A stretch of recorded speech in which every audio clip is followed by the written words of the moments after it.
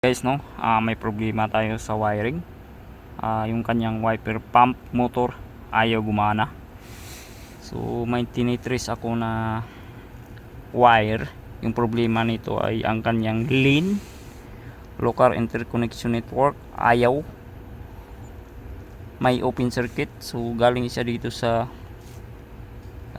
steering column, papunta siya dito sa kanyang wiper motor.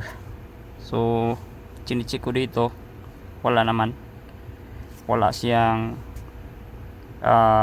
continuity. So ibig sabihin ay naka open circuit dito. Ito lang yung problema niya, LIN C125 hanggang LIN number 3 steering control module.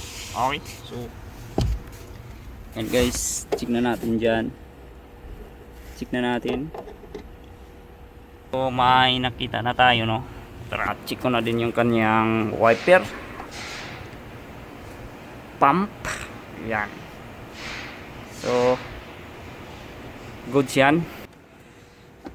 So check na din natin yung kanyang fuse. Goods, wala namang open yung kanyang fuse number 30 amps.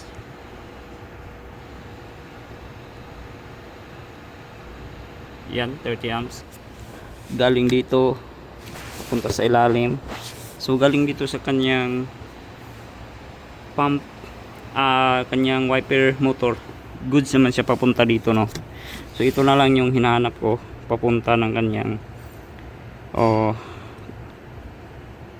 galing dito, ito na wire gray, papunta doon sa kabila, papunta dyan. So open circuit tayo dyan. So hanapin ko yung wire.